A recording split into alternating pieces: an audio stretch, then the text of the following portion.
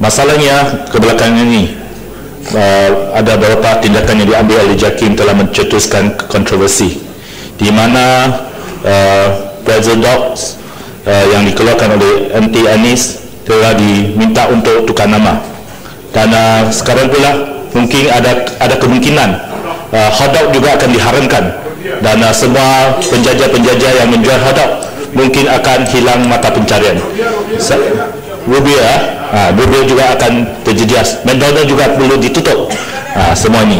Jadi saya berharap pihak kementerian dapat membuat sesuatu, melakukan mengambil usaha yang sesuai supaya kontroversi ini dapat diberhentikan, supaya kita dapat menjaga nama baik untuk JAKIM, kerana ini tidak harus berlaku untuk dijadikan satu bahan ketawa.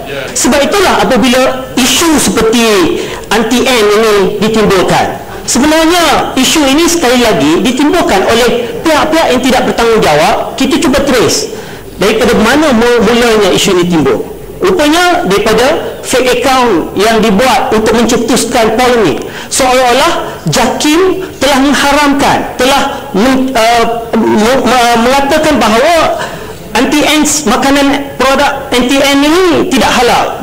Sebenarnya tidak timbul. JAKIM tak pernah mengharamkan dan tidak pernah pun menandakan syarikat ini tidak halal. Cuma apabila anti-N sebagai sebuah syarikat yang mahukan pengiktirafan daripada JAKIM secara sukarela, maka mereka baru saja datang bulan 8 yang lepas untuk mendapatkan pensijilan halal JAKIM. Dan apabila mereka datang, dia terpaksa melalui proses-proses yang telah ditetapkan oleh JAKIM, yang mana proses ini telah pun diiktiraf di peringkat piawaian antarabangsa. Dan antara perkara-perkara yang masih dalam perbincangan ialah termasuklah soal dokumentasi-dokumentasi yang diperlukan untuk diberikan pengesahan. Dan untuk pengetahuan yang berhormat, pada ketika ini proses permohonan sijil pengesahan halal Malaysia untuk anti-Ns adalah di peringkat sudah memasuki fasa proses audit halal bagi central kitchen ataupun dapur berpusat. Jadi tak timbul lagi isu soal JAKIM tak memberikan lagi. Isunya ialah sekarang masih lagi dalam proses perbincangan, dan salah satu aspek dan dalam garis panduan JAKIM yang ditambah baikkan pada 2015 seperti mana yang saya sebutkan tadi, bila aspek thayyibah itu diberikan penekanan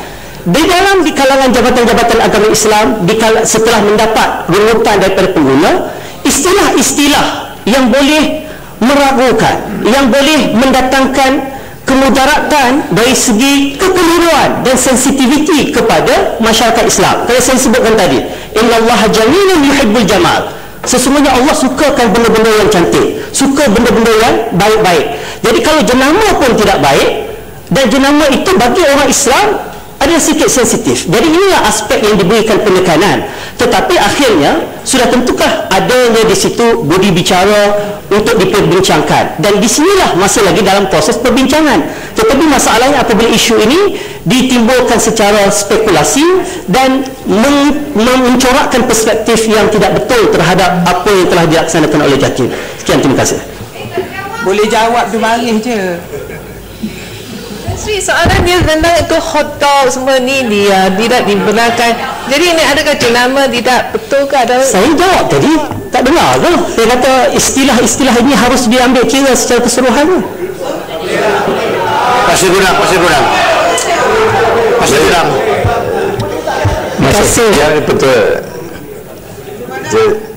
Kita ada peraturan mesyuarat yang baru, bila menterinya dia harus menjawab dengan precise, dengan short.